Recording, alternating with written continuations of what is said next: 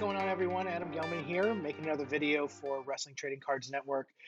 Really excited to talk about this one because it's one that I think is exceptionally topical as we sort of get into some of the developments of the last few weeks. For those who are unaware, basically what we've heard is that Elon Musk's purchase of Twitter hasn't gone exceptionally well, and there's going to be a lot of challenge keeping the platform afloat long term. Now, if you're like me and have been on Twitter since like 2011, whatever it is, and love to spend time on it, especially because of how many of the people on that I follow are part of the card collecting community, and even more recently, the wrestling card community. A lot of people are trying to struggle to see like how their experience might change if Twitter sort of goes kablooey. And I think that that's where a lot of this is going to be a really fun sort of experience for us to explore because believe it or not, Twitter is probably one of the worst places to engage in the wrestling card community that exists. And it's not because of the people, it's not because of all the drama, it's because it's got one of the smallest pieces of the community involved. And that's crazy to me. Like I love Twitter. It's my favorite platform. It's where I built most of my social media following. And I've only recently gotten into some of the other parts of this. And one of them, which I think is the most effective if you're going to be a collector, um, it's just not part of a lot of people's it's not a part of a lot of people's understanding of what's going to be good to engage with in wrestling card community. So this video, I want to take some time to go a little bit deeper into how to stay social if and when Twitter explodes. And so just to give some background, like hobby, when the hobby was first introduced on social media, like Twitter was the hub. Like I remember back in the very beginning of my site, like every person in the hobby came to Twitter to congregate, and everybody came to Twitter to be able to sort of have the discussions around what they felt were their best opinions, their worst opinions, you name it. That's where it was. We've had things like Cardboard Connection and other places start massive sort of following on Twitter, only to see that during the course of the last probably 5 years, most of it has gone away. Like Twitter is no longer the central hub of the hobby anymore, and it's really sort of spread to a few other platforms. So for a long time, if you were a collector and you wanted to sell cards, you wanted to buy cards, you wanted to talk with other collectors, Twitter was a great place to do that. There's a lot of places that house a lot of that information, including, the card chat that happens every Wednesday night at 8 p.m. Like that started on Twitter because of what, Suze was able to accomplish as she was an employee of Topps and before she was an employee of Topps as an employee of Beckett, like that created a hub. And then there were other things that started as a result of the Twitter sort of universe expanding. But with the change in hobby social profiles, like things have migrated so drastically away from it. Let's cover some of those things to make sure that people sort of get an understanding of kind of where I'm spending my time. Their experience might be completely different, but it's something that I think is a really great opportunity because right now on Twitter, like I'm not seeing a lot of positive sort of experiences that collectors wouldn't be able to find other places. Like now, a lot of people have had a really negative experience with Facebook. A lot of people. And there's probably good reason why that's the case because for a long time, Facebook was games. Then it was like, first it started as like connecting with people via photos and just having your information available for your friends to connect with you. Then it became games. Then it became like a whole bunch of other stuff that people didn't like. And eventually, once you reach my age, it's all of your friends posting baby pictures. And I've just stopped. Like I didn't want to be a part of the Facebook community anymore. So when I found out that the hobby had migrated almost entirely to Facebook, it just shocked me. And I didn't want to be a part of it. And I actually tried to figure out like how to engage without going to Facebook. And what I realized is that was a really unfortunate situation because I will say my experience on the wrestling card portion of Facebook has been nothing but positive. And the reason for that is because there are a few major communities or groups that exist solely for people to talk about, sell, buy, and trade wrestling cards. And there are thousands and thousands of people in these groups. Most of them are generally sort of on the low end of knowledge to the mid range of knowledge, but there's a really nice community. People help each other, people cheer for each other. It's like this whole sort of mindset around super collecting really comes out of Facebook, really comes from people wanting to have fun stuff to do when Topps wasn't releasing wrestling card sets. So I got into it around 2017, wrestling cards. Like within a year, I was on Facebook almost every day. And I would not have the level of collection that I have without Facebook's engagement, without Facebook's communities, because there's just so many people on there and they are very frequently on there as well. So, Twitter, you post a card, some people like it, some people say, wow, nice card. But on Facebook, it becomes more of a community adventure of like how to engage in collecting the cards that you want. And there's breaks, and there's buys and sells and trades. There's huge sale threads that go down, unlike anything I've ever seen on Twitter, where people are saying, or one person is offering their entire collection and people are bidding or people are buying. Like, if you are looking for a worthwhile sort of expansion of your social media presence, Facebook is absolutely the number one place I would go. And the good thing is that right now it's kind of slow because products are coming out and people are still kind of adjusting to the whole Topps versus Panini situation. But that's really a big discussion point, and that's where we're seeing a lot of progress within the groups. I moderate one of the largest ones that's on there, and it's been such a wonderful experience to be a part of this group because, like I said, it's a community of people, and the community is very protective of drama that exists within their walls.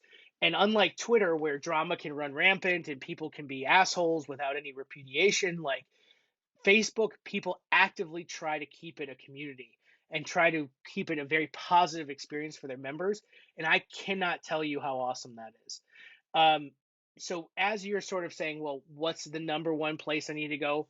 Facebook is that place. And as much as you probably hate the experience of being on Facebook, you can easily create an account solely for engaging in these types of communities. And I would encourage people before things really get going again, with more products coming out, with more things happening in WWE as we reach sort of the Rumble and WrestleMania timeframe where people are the most active, get into these communities, get established, establish yourself as somebody that has a collection or collects a certain player because they will want to help. And that is the most amazing part of being a part of these Facebook communities, is that they help each other rather than try to take each other down. And if you were part of some of the things that happen on those communities on a regular basis, they get to know you and they get to know what your experience is like, and they try and make that experience better for you as a collector. So most of the people who come in and are able to sort of exist as a normal social individual, they will be widely accepted by these communities, and it's going to be awesome and an awesome experience. If you need to get into one of these communities or need suggestions, please don't hesitate to reach out on Facebook. My name is Adam Gelman. And you can see a picture of my kids as my little profile picture. Happy to push you into some of these groups where you can get exposure. A lot of them are you have to request to enter.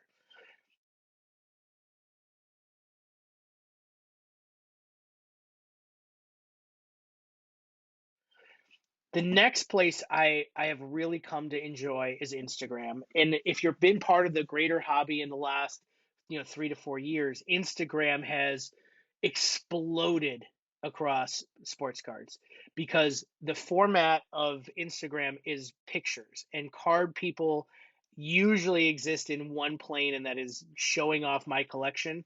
And Instagram is the perfect vehicle to do that.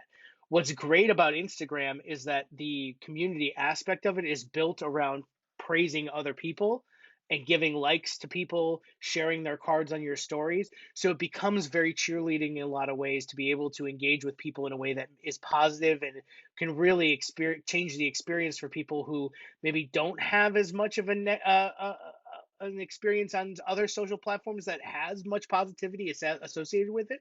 So, like, if you can get people to follow you on Instagram, which again is a challenge because it's like Twitter where you have to show a reason for your followers to be a part of your community. Like, if you can establish yourself on Instagram, start commenting on people's photos, start liking people's photos, showcasing your own collection, like, it will get you engaged with this wrestling card community. Now, this is one of the communities that I think is on the up and up. It's not going to be as big as Twitter yet, but it's for the wrestling side of it. But for the hobby, it dwarfs literally everything besides Facebook. And Instagram is a really cool platform because it gives you an opportunity to focus on the cards themselves rather than the person and their opinions. So a lot of people don't like me because I'm very opinionated, as you probably have come to understand. A lot of people see my opinions as a reason to hate me as an individual. But the great thing about Instagram is it's all picture focused. So usually it's me sharing a card, somebody sharing a card, everybody saying, wow, that's an awesome card. Let me share that to my network, and then their network coming on board with yours. It's become like this huge hobby sort of party where people are just like constantly posting pictures, constantly sharing their experience within the hobby, box breaks, case breaks, whatever, going live. We're doing PSA reveals, stuff like that has been a huge part of what has driven Instagram to being like this force in the hobby. The largest personalities on Instagram tend to be the ones that have the biggest and best collections, which I'm not necessarily in agreement on, but it's something that if you want to see the pulse of the hobby and what's going on, there's a lot of people you can follow that will give you that pulse worldwide, hobby wide. You can follow me at WWE Gelman. I posted at the bottom of every one of my intros here. And I'm happy to sort of lend my follow list to people who want to get more engaged with those that are showcasing Instagram cards, showcasing content and videos that is related to Instagram. Like, look at my follow list, who people I'm following. Go follow those people. Follow me. Send me messages on who you want to engage with. Happy to provide that for people.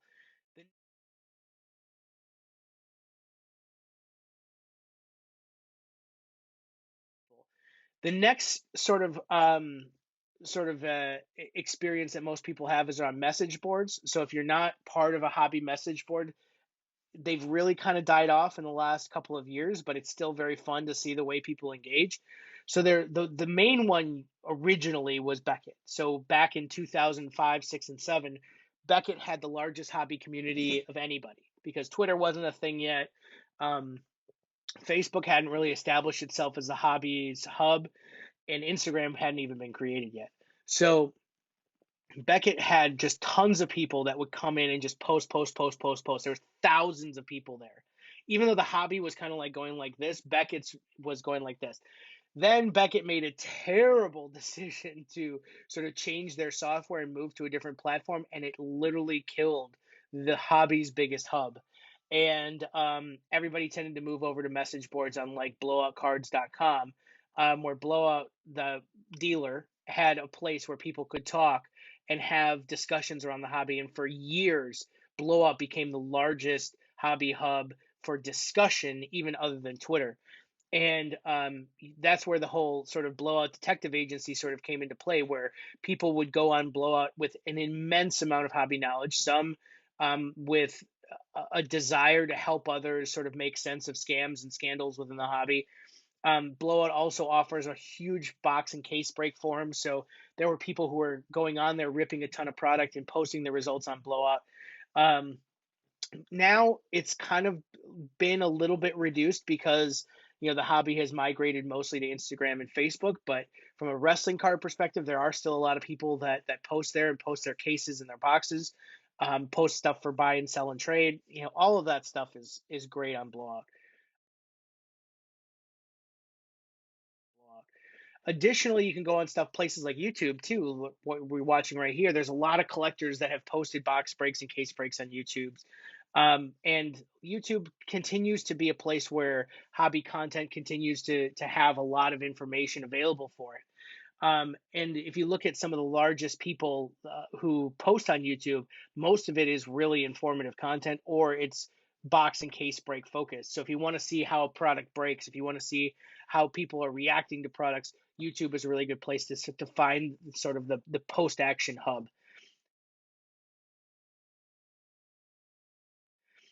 The newest place, and this is where things get really, really complicated if you aren't familiar. The two newest places that have become insanely important to the hobby are actual sales based applications like Whatnot, like Loop, Loupe. Both of those platforms have become enormously important to the hobby, specifically because so much product and single sales are going through there versus the previous places like Facebook, Instagram, and Twitter. So if you think of the perspective of what Loop is all about, Loop is a virtual card shop. And you can go on there, buy boxes, have them broken in front of you, and shipped to you directly. The platform manages a really seamless process, and they do millions and millions of dollars worth of product. You can actually see which of the stores are online and what cards styles they have, whether it's football, baseball. There's a little logo for WWE. So you can actually like go in there and watch product being broken, buy product to be broken and shipped to you. It's a great platform if you don't have a card shop that's near you that stocks wrestling cards. You don't want to trust the national dealers. I don't know why, but this is a place to sort of get that fix and have it delivered to you on camera through a verifiable source that is judged within the platform's guidelines. Whatnot is a combination of a couple of things. It's all of that, but it's also group box breaks, group sales, group singles, mystery packs. You name it, it's all being delivered on Whatnot. There's not a lot of informational content on Whatnot. It's all product and sales based, but people are actually like going on there and creating quick auctions, quick sales, filling group breaks. All of these things are available on Whatnot. I actually just got going on Whatnot thanks to the guys at Filth Bomb Wrestling. They sort of introduced me to the whole um, setup on Whatnot, and I've become absolutely addicted to it. It's really easy to sort of say, "Oh my gosh, that card's going for $1. Let me bid $1." And it's immediate payment, so it pulls it out of Apple Pay or whatever you want to do, similar to the way that it is on Loop, almost like a virtual card shop, but more sort of auction focused versus actual fixed price sales like Loop is. So those are really my favorite sort of hobby places to congregate. I'm sure there are a ton more that people have, but I mean, if you want to get away from the drama of Twitter and if Twitter doesn't survive, like these other places are much more positive experiences that exist for a lot of different people, as long as you come in as like a person looking to be a part of a community. If you're looking to come in and sort of establish yourself as the king of the heap, like it's probably not going to work as well, but it's something that if you want to engage with other like-minded people, like these sort of areas are really great places to shoot for. And I know it's been tough for me, especially to sort of make sense of some of the changes that have been going on in the hobby. And I feel like I'm relatively connected. These are areas that you can go to learn and areas that you can go to sort of expand your horizons. I've been trying to post as much content here as possible because I know if it's been difficult for me, it's been difficult for a lot of people. But I can tell you these types of forums, these types of community hubs are awesome to be part of. And like I said, I've built an enormous collection, an absolutely enormous collection. I couldn't have even done half of it without some of the things that I've done on those platforms. And, that's where a lot of the discussions that we have on this channel sort of originate from is like what the overall community hubs are saying versus what we expect versus what our opinions are. And usually those experiences on Twitter can be really sort of confrontational and argumentative. On these other hobby hubs, not as much. And so if you're not somebody that enjoys the drama or enjoys that types of things, go check some of these places out. Reach out to me again. I'm happy to help direct the traffic for you as much as you want, but because like I said, I've been a part of a lot of these communities for years, and my experience has been overwhelmingly awesome. So just wanted to put that out there, and I'll continue to make sort of more content like this as we continue to grow, because that was actually one of the reasons I wanted to start doing this is because I saw what was happening on Twitter, and I saw the negative sort of trajectory of the application as a whole, and it became sort of a necessary thing to find a new place to put content if Twitter's not going to be around. So, anyways, thanks again for watching, and I love all the feedback. Don't hesitate to leave a comment, like and subscribe, like be a part of this community as well. And I think Tony and wrestling trading cards and what he does with his sort of platform here has been tremendous. So don't hesitate to contribute. This is what we want to create, these types of conversations. But it's been wonderful talking to you guys. Thanks again.